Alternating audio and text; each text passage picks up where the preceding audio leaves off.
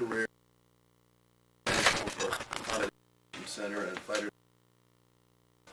This was a for me to dealing all along with the simulators, the analog computer that since have been history, which I've used all my life in my these were primitive versions, but they indeed full scale operations with the simulations in the Sony Island in Georgia school. So for my future, although I didn't know it at the time, interesting feature was that I got in this. I've been a little bit underconfident coming out of Cal. I'd say very underconfident coming out of Caltech. Caltech, I don't think I'd ever seen a B grade. All of the same sort of thing that most of my classmates had. The competition among the about the California Institute of Technology attracts students who are of their game in many ways and extremely in a physical fashion, but in as I said, a B. We rapidly learn satisfactory completion of the course, although of course an A or a B happened all that often. The grading system at the time, they really satisfactory completion of the course. B's were indeed sparse. We're near top of both classes and everything I'd ever. And then in midshipman school, I'd done pretty well and regained some confidence. Tactical radar school, many of the things tactical was rapid decisions, and learned to most reflect. That was a great help to train people from the fleet things where we of course had this training. It gave me a lot of confidence there. So this was pretty doggone good. We also had unusual things because we had the simulator.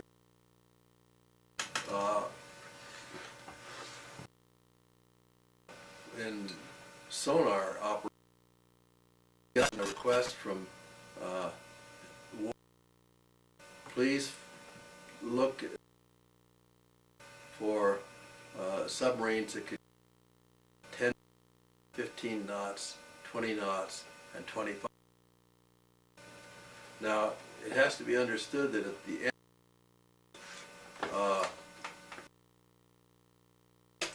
with electrical propulsion, a little less than 10 knots at the time, and then would have to surface to reach on its diesels. Mainly during the war, especially tactics, as surface ships.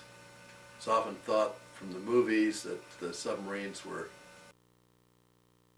looking for convoys and under submarine.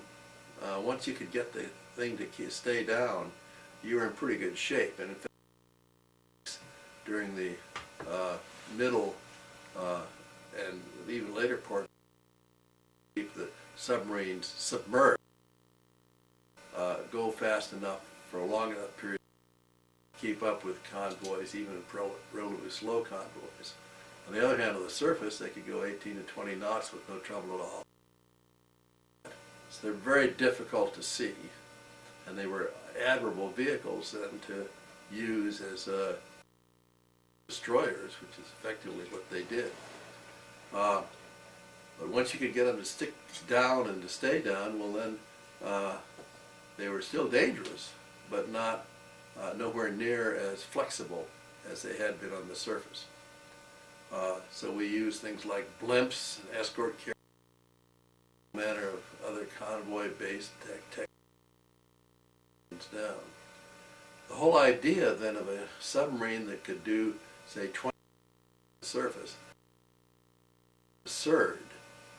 There were devices called snorkels which allowed you to run on your diesels underneath the surface with a stovepipe-like device sticking above the surface to get air in, and it closed down in a snorkel-like way. In fact, the modern-day individual snorkel operated on much the same principle. But even those craft were pretty limited in their top speed. They're a lot better than 3 knots for an extended period of time, but nowhere near 20 knots.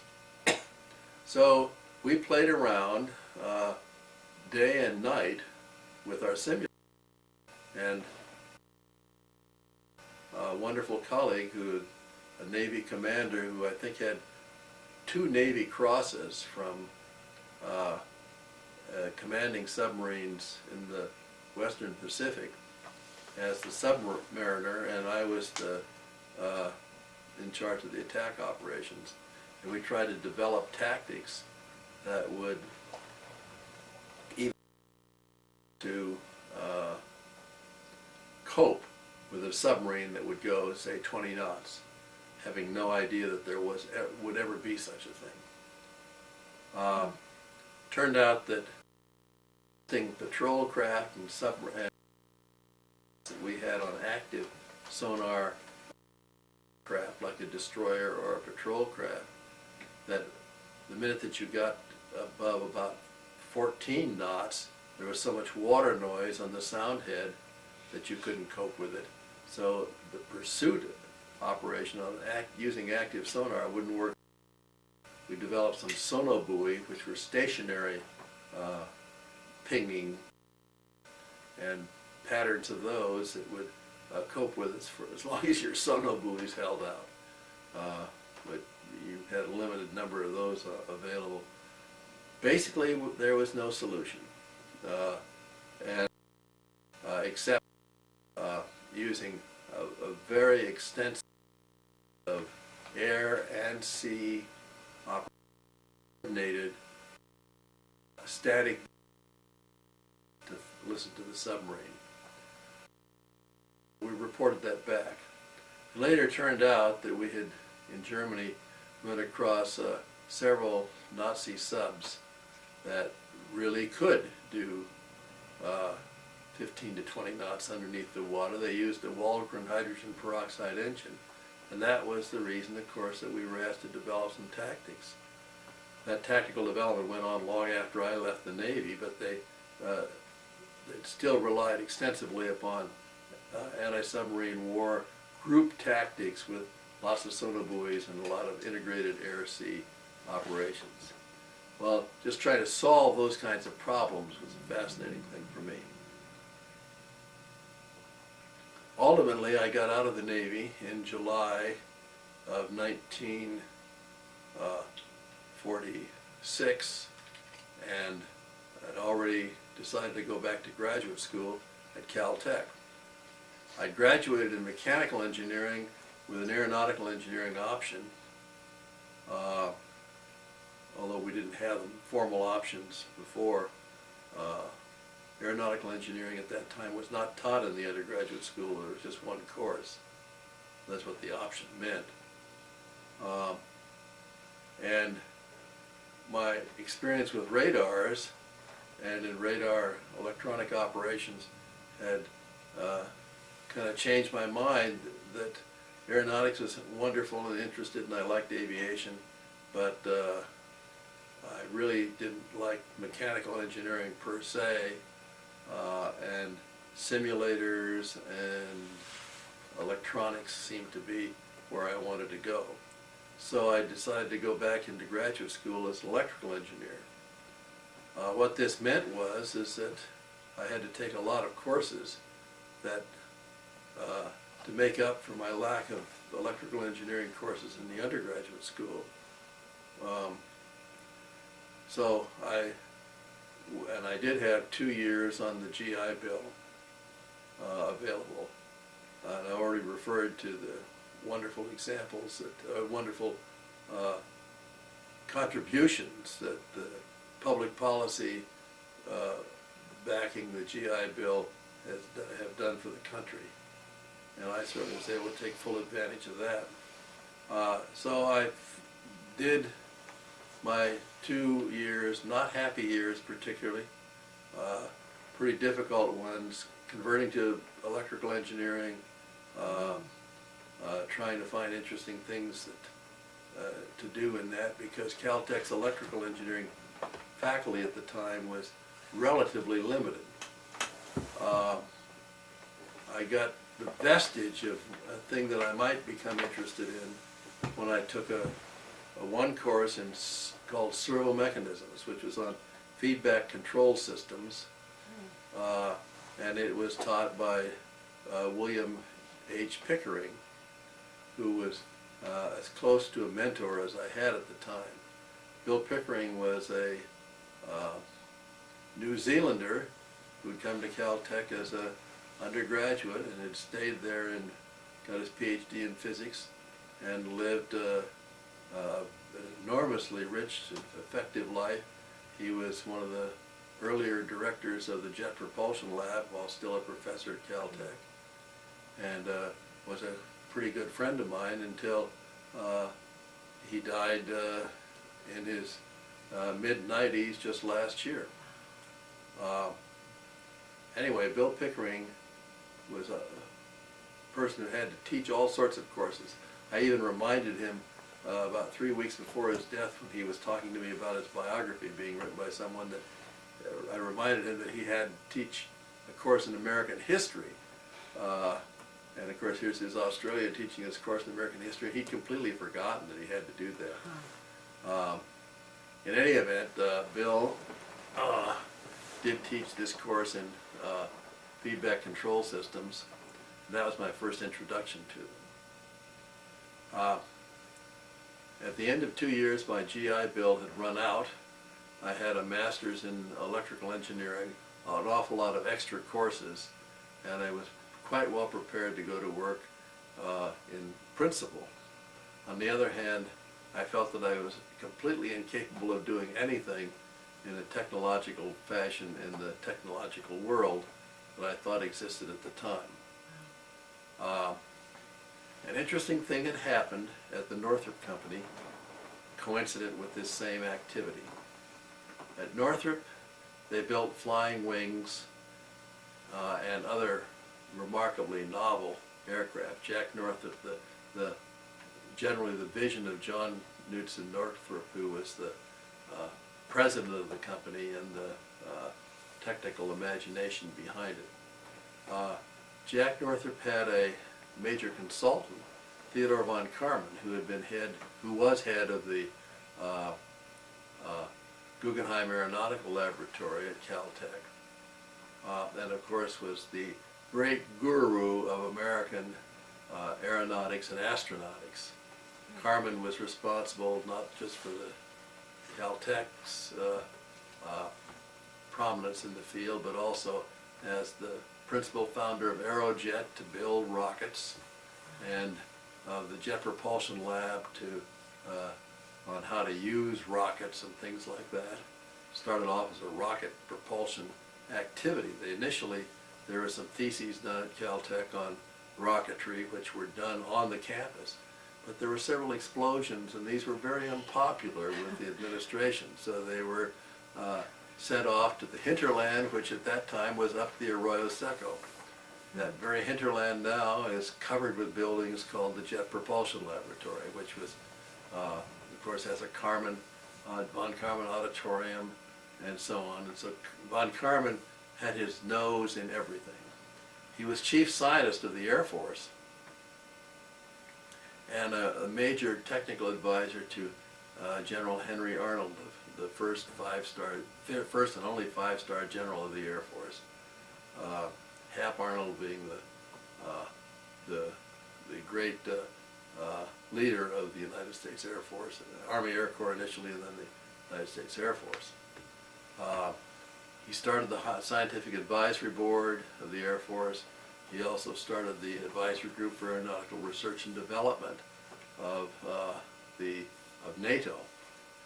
Carmen, a Hungarian, and subsequently a German professor, and then subsequently a Caltech professor and head of the Guggenheim Lab, had his tentacles literally everywhere.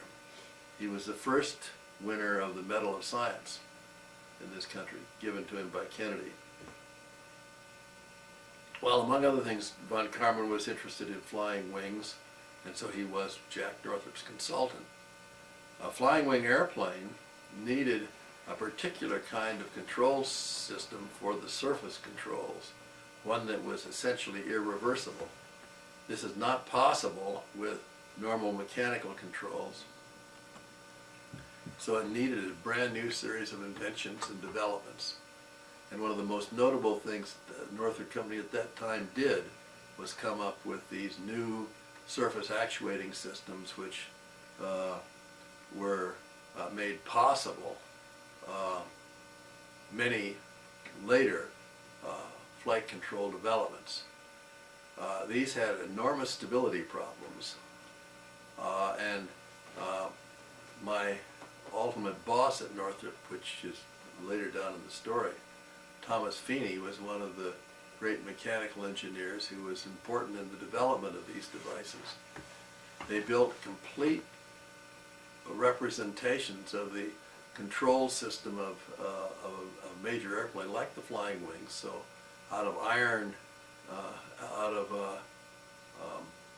steel structures, in which the entire system was laid out, all the cables, push-pull rods, quadrants, all of the elements of the mechanical system were laid out in great detail, and great and precise detail on this iron bird. The first fully powered actuation systems looked at, were put on these iron birds, and indeed one reason for the iron birds is because every time you turn the actuation system on, it would oscillate, sometimes almost from stop to stop, at about 30 times per second. This is called an unstable oscillation, or even a limit cycle oscillation. In these cases, they were simple, straightforward instabilities. No one at the Northrop Company at the time really understood anything about these instabilities, or even too much about what their character. They gave it various names, like a high-frequency buzz and things like that, but it made the airplane impossible, of course, to fly. So Jack Northrop, one fine day, took von Karman out to the Iron Bird, and they turned on the surface actuator, and it went at 30 hertz, 30 cycles per second, back and forth, literally almost shaking this vast steel structure embedded in concrete out of its bolts. Karman turned to Jack and said, "It's unstable," and walked away. That was a total help that this great mathematical and aeronautical guru gave Northrop at the time. However, the control section, which was responsible for this, was in desperate need of somebody who could understand what might be happening. They had been enormously clever in their mechanical design and had worked out through a course of years various ways of improving things, and actually had quite workable systems, but they didn't understand why they were workable. They didn't really understand enough about the dynamics of these feedback control systems to make them workable. So here in June 1948, I was in the position where I needed a job. 1948 was a very poor job year from the standpoint of getting a job. It was the aerospace industry was in pretty deep depression, and other engineering jobs were very hard to come by. And I needed a job, and I wasn't getting very far. But I did go out to Northrup and met Tom Feeney, and he wondered if I knew about Nyquist criteria, and well, I had learned that in my servomechanism course. And I knew that a little bit about it. And talk about shy and retiring. Here I was, I'd been an officer and a gentleman, and I had a pretty high confidence level on things that I've been trained on in the Navy. But as far as getting a job as an engineer, where I'd only had, by this time I'd only had 6.5 years of advanced training, I was very concerned about it. So I had an old pair of glasses that had been prescribed for me as a high school student to try to cut down my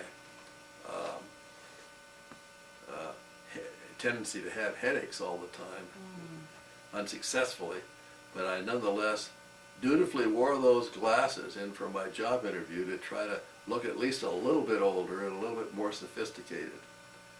Well, Tom, who was a superb mechanical and aircraft control system designer, and I were talking at cross purposes, but he'd read a few papers, articles at least, about feedback controls, and I had enough answers to satisfy him, so he hired me. This was an interesting time because at that time all of the design sections at the Northrup Company existed on a big open floor. The supervisor of the section had a desk. He sat next to a secretary of the section who had a desk and a typewriter. Everyone else in the section had a setup. A setup consisted of drafting tables on top of sawhorses. And you sat on a drafting stool and you were busy working your drafting machine and designing things. Feeney put me in the very middle of his section, which happened to be just outside the door of the chief administrative engineer at Northrop, who of course would come out from time to time and walk around the entire, literally loft. It was an enormous big set of room, or a big room. So I was supposed to find out why these systems were oscillating, why these fully powered hydraulic systems were oscillating. And there was no literature on it. And in fact, everything about hydraulic actuating systems were so oversimplified as to be meaningless. So I would work on this very, very hard. And of course, my approach, the approach that you use on problems like this, is to try to come up with sets of equations of motion that you can manipulate. The equations are literally the kind of mathematical attorneys of the actual physical systems. And nowadays, of course, we do all of this, and it's done with great help from computers and stuff like that. But in those days, you're still stuck with having to get the equations to come up with.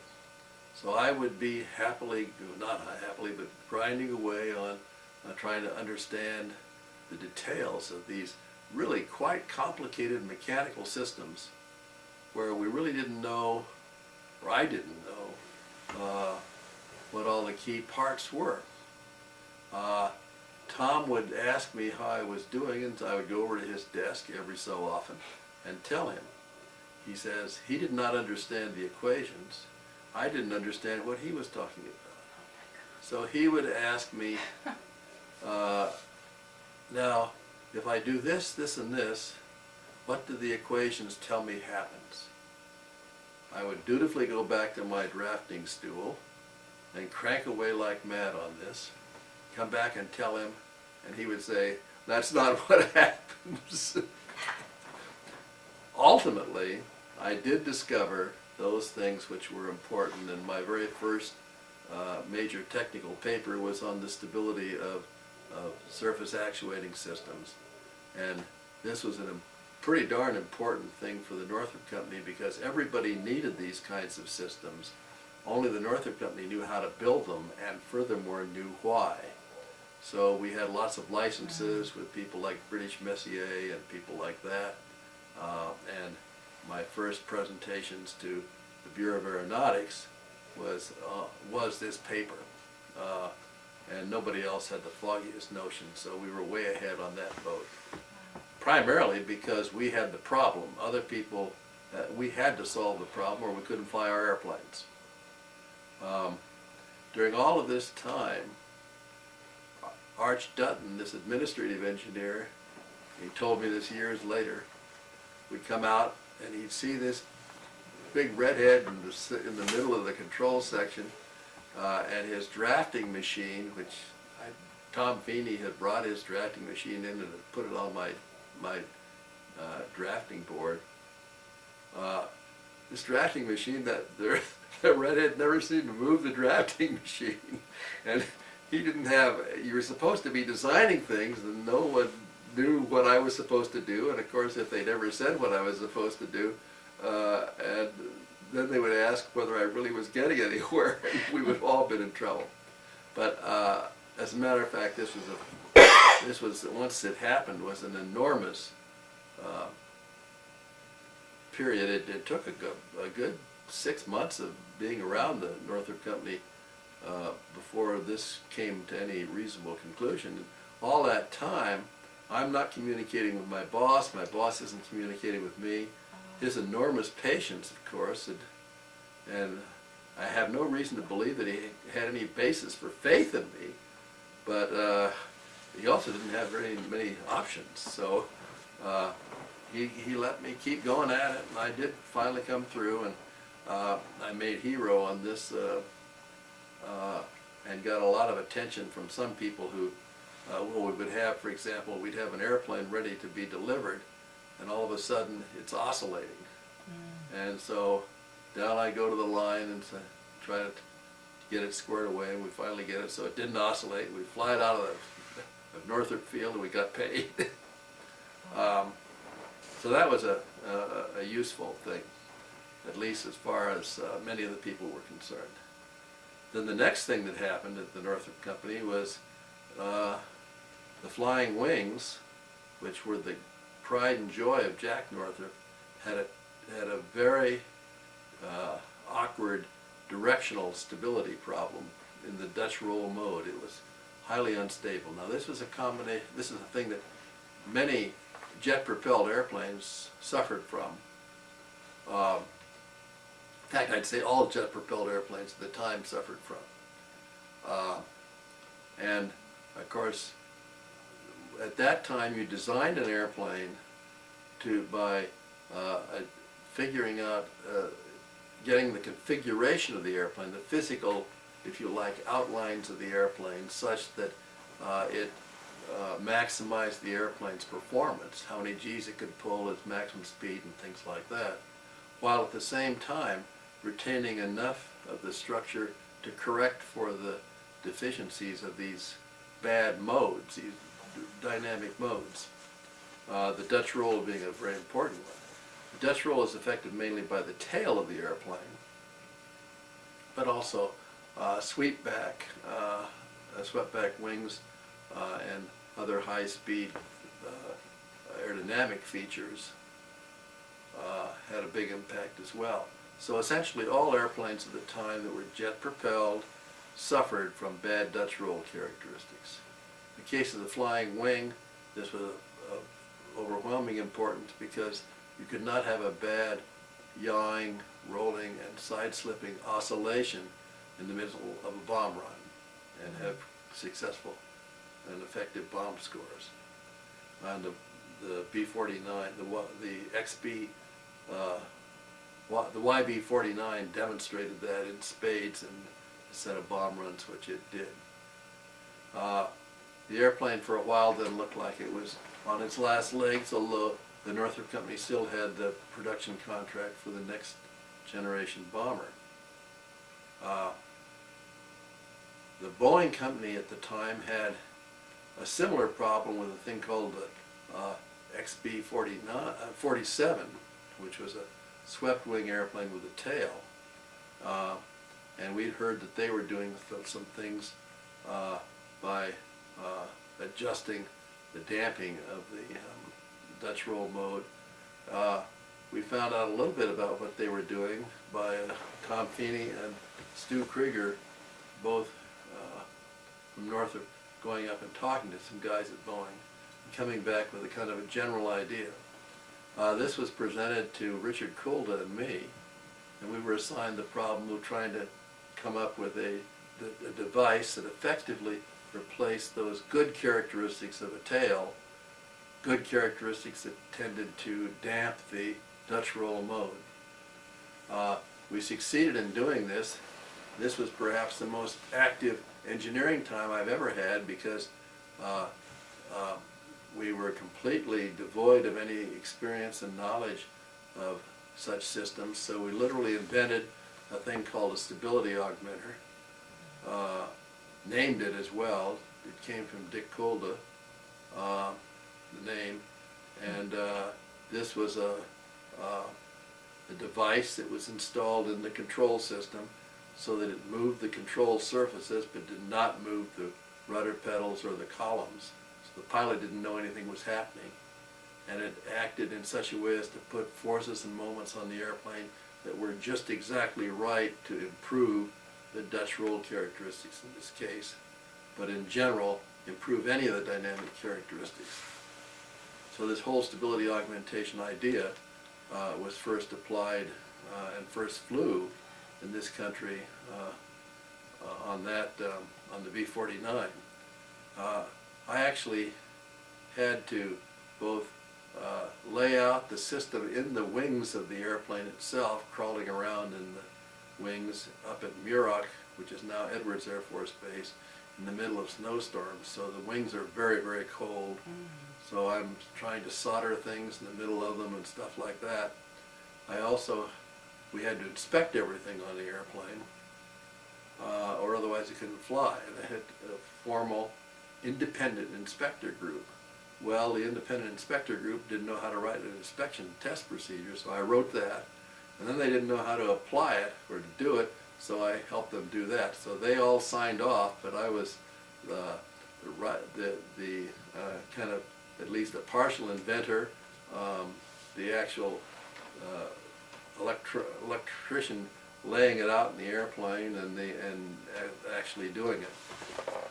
We took the airplane off, and Max Stanley, who was a longtime idol of mine as a chief pilot on the B-49s, and on the flying wings in general, took the airplane off, and they went through the maneuvers, and it was almost totally successful for large amplitudes of movement, but then conked out into the usual old Dutch roll oscillation for small amplitudes.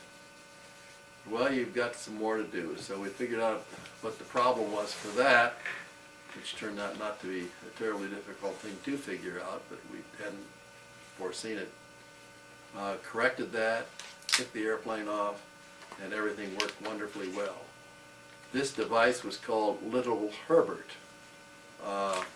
and you can imagine that the joy in Jack Northrup's office when he heard that he didn't have a problem any longer on the directional oscillation on the B-49.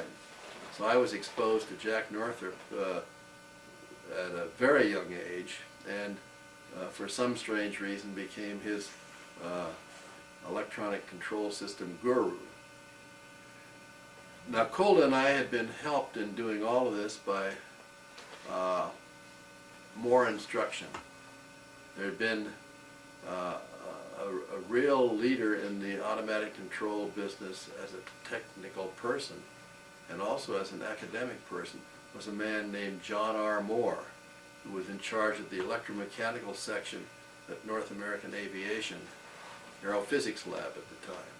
He taught at UCLA a course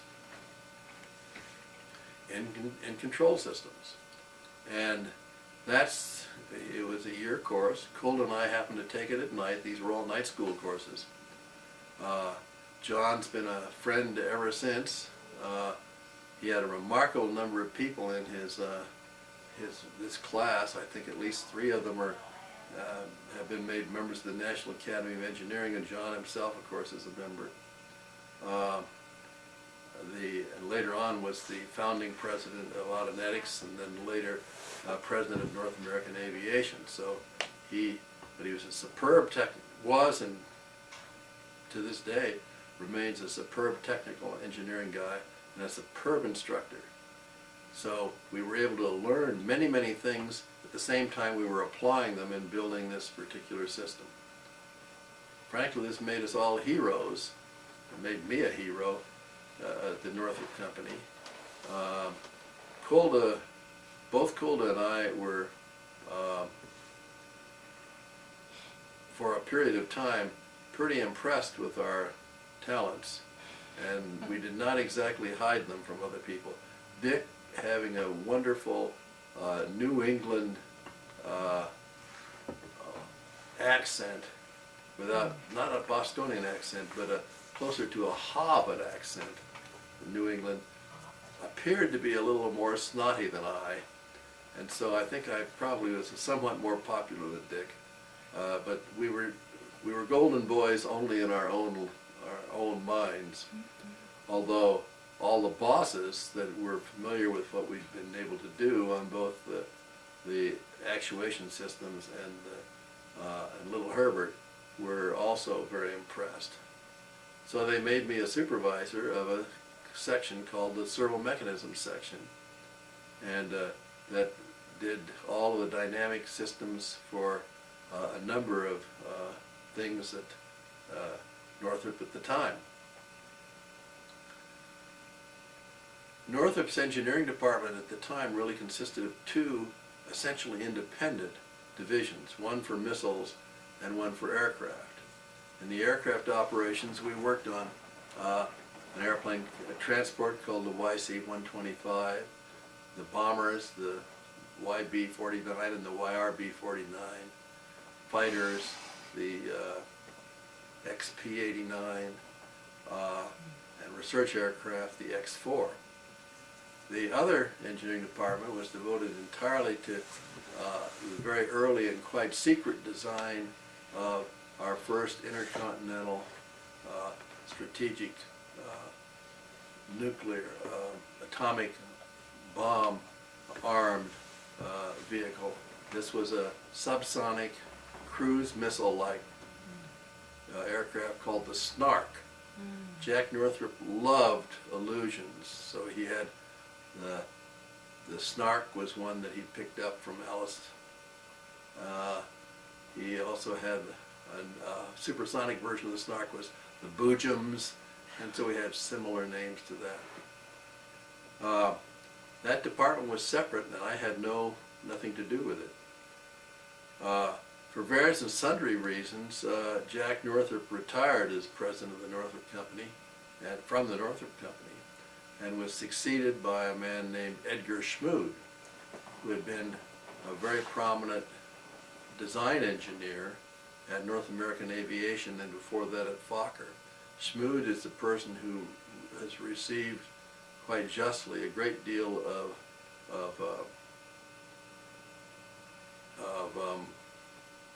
approbation, adulation as being the primary designer of the wonderful XP-51 and P-51 which North American Aviation made during the war. Schmood was hired to replace Jack Northrup. Somehow or other he'd gotten the impression that he'd hired to save the Northrup Company because their engineering talents were so limited. So we were suddenly one day confronted in Jack Northrup's old office, which was now a major conference room, with 2 groups of people, all of the top 35 people from Northrup in engineering, and a number of other folks sitting on the other side of the room, many of whom we knew, almost all from North American, but not all, not totally though. But nonetheless, they weren't Northrop people. it turned out that we were then presented with a block diagram by Mr. Schmood, who still had a slight Germanic accent, showing the new organization system with blocks, extensive, complete organization, but with no names in any of the blocks. We were also told that we're going to be filling in the blocks, and some of you will be in those blocks and others of you will be redundant. Now, this took this wonderful engineering group which Jack Northrup had built up over from 1939 until this is 1953, and put all of them on as if they were just so much, what's the appropriate word? Chopped liver, I guess, is at least it gives the general impression. And indeed, all of us, of the 35, I was probably the most junior of the 35 people from the old Northrup company, certainly junior in age. All of us, 3 of us survived out of that 35. I was one. Irving Ashkenaz, who'd been chief of aerodynamics, was another. And a man named Lee Olinger, who'd been in charge of computing, was another. There was no North American equivalent of the computing operation, so Olinger just stayed on. Ashkenaz had worked at North American and indeed had made some fundamental contributions to the P-51. So he was retained, although he was not retained as the chief of aerodynamics. He was instead made a design specialist in preliminary design. A fellow from North American taking over as chief of aerodynamics. I was actually promoted. They apparently had heard of me because of these unusual things like Little Herbert and the fully powered hydraulic control system things and stuff like that, so they didn't want to get rid of me. Everyone else left, and they were left for various places, all to better jobs as it turned out, and all very important to mine and, for that matter, Irv Ashkenaz's future. We then were, at this time, the 2 engineering departments were made into one, and I was the chief technical person in a thing called the servo mechanisms and flight controls and servo mechanisms department. So suddenly I had technical charge over about 250 engineers. My section had only about 30 to 35 engineers in it, so it was a big change there. I was heavily involved then in all of the things that the Northrup Company was doing in flight control and guidance. And in a very short period of time had a lot of occupation because the Snark was just then going into flight test operations at Cape Canaveral. We'd had a model version of the Snark called the N-25, which was launched from White Sands on a rocket sled and had 23 out of 25 completely successful flights. This was also the main origin of the rocket sled that was later used for parachute testing and for human factors testing and maximum speeds of that humans could endure and things like that. That John Paul Stapp developed an enormous reputation, richly deserved reputation for his courage and his tenacity as both the physician in charge and the chief subject of how many G's can one take and how fast can one go and things like that in the presence of winds and all manner of things that Stapp looked at. Anyway, the first of the Snark, the full-fledged Snarks, went off of what we call zero-length launchers, which were about 6 or 7 feet of launch and totally booster controlled. And these airplanes went off at Cape Canaveral, and the first 2 flights were not what you'd call outstanding successes. The airplane was supposed to go 5,500 nautical miles As I recall, the first flight it made about 4. Very rapidly, the waters off of Cape Canaveral were referred to as the snark-infested waters, and this for a long, long time was a great laughing phrase. Problem, how to explain this to the customer, the Air Force, and what do we do next, and so on. Unfortunately, they had, all of the people who really knew what was going on weren't there any longer. So I was the one knowledgeable source in some of the controls aspects, flight controls aspect, and another fellow named Bill Stevens in the aerodynamic aspects. We were dispatched to both the Pentagon and to Wright Field with full, accompanied by 2 assistant chief engineers to be sure that we kept things going along the party line, to explain what had happened. I had a lot of things going in the previous Northrup company with the Air Force for various reasons. So I had many friends and people there that had a high regard for us. Partly because we'd done a series of books on aircraft control system design for the United States Navy, which the Air Force also used, and partly because we had a number of Air Force research contracts that I'd gotten. So I had a broadly based group of people in the Air Force that knew about me or knew me and had developed a reasonably high regard for me. And this went up to and including General Albert Boyd, who was the man who ordered Chuck Yeager to fly the XS-1. So Al Boyd was the chief during World War II. In fact, as an aside, Al Boyd flew every airplane that the Air Force bought. And if he said it was okay, the Air Force bought it.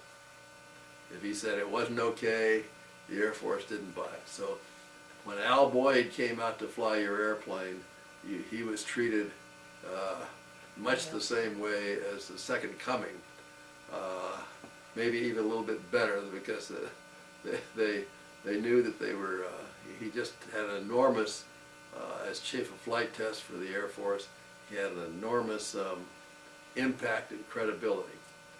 Well, Boyd had believed in one of the systems which I developed, been involved in developing at Northrup in my servo group, and he was very impressed with it, and so I was able to talk with reasonable authority with all of these people just by virtue of the exposure which I'd had with them before. On the other hand, these various assistant chief engineers that were asked to go along with me were totally unknown to these people, and of course they also knew nothing about what we were talking about. They were really, we were just being guarded like, as Stevens and I told each other, we were being guarded like Russian track stars. In that era, there was always a hope that, or the impression on the part of the Soviet Union that their great stars would, in any foreign country, would just stay there and decamp. In any event, we would go and make our pitch to the, and do the best we could to tell both the truth and be consistent with our, what we'd been told at the company. For some strange reason, the Northrop technical management wanted to continually test without knowing what the matter was. And so I was arguing that point back at home and then trying to cope with it abroad. And I did do a slight amount of what many would have considered almost traitorous operations by talking to friends of mine in men's rooms and things like that, and asking them to, or just noting enough to them that they really should ask such and such questions and make such and such recommendations, all to find out what the heck the matter was. And some of this finally came through. we did discover what the trouble was and came up with a very easy and simple correction. And shortly before I left Northrup, we'd had a completely successful flight. One of the things that we were using in this vehicle, which was a remarkable guidance system that was a combined inertial navigation system combined with full-time daylight star tracking to get fixes from time to time. Remarkable thing, tracking stars in the daytime and getting navigational fixes from them. Not an easy task. In any event, one of the downrange stations, I've forgotten exactly where it is, it's someplace off the coast of South America, where we had took our measurements after several thousand miles of, they finally had radioed in that they surrendered because one of the missiles came right exactly where it was supposed to go. The Snark missile became our first operational intercontinental missile squadron. It was based in Maine and lasted in an operational service for only a relatively short time before it was replaced by intercontinental ballistic missiles, which became possible both with propulsion developments and with the development of nuclear warheads, hydrogen bomb warheads, to replace the atomic bombs which the Snark carried. Along about this time, I'd always taken the position that I was doing things in engineering and technical developments and wanted to have lots of research going on, and indeed would come up with research projects to do and devices to work on with the Air Force and the Navy and other possible customers. The management and the post-Jack Northrup management was not interested in this. They were interested primarily in their chiefs being good chiefs of other people doing technical work and not being involved with the technical activities. Well, by this time I had totally gained an enormous amount of self-confidence and understanding and believed that I had to be involved or wanted to be involved with the developments of everything that was going on. And so I did this. I would be writing papers and books at night and being in meetings all day and having an enormous amount of technical content in my meetings. I was then told by my bosses that I wasn't supposed to do this, that the supervisors that worked and reported to me were to come up with the technical things, and I was imposing too much upon them. And of course I was used to the Jack Northrup way when if Jack had an idea, he would call me. You know, I was a simple supervisor and I'd get a phone call, Mac? Jack. Hello? Just a second.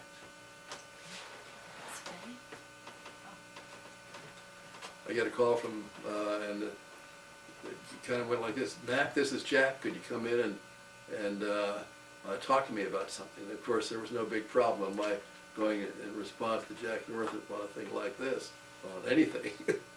Well, that was, that mode of operation was entirely different on the then new Northrup Company. So I became very frustrated at this and decided that I wanted to continue to do research. I wanted to continue to do lots of development of systems. I wanted to continue to work on a whole bunch of different things. And I wanted to continue to all of the kinds of activities that I'd been able to do in the original Northrup Company. And again, I had a high confidence level by this time, and I also thought that I'd be able to do things pretty well that way. So I decided to form another company, or to form a company, and to, for personnel, I would simply use those folks that I'd come across more often than not had hired, and who worked for me at Northrup, expecting everything to go on exactly that same way. So in 1954,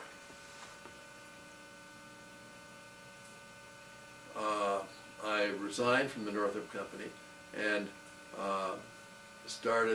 was one of the founders of a company called Control Specialists, Inc.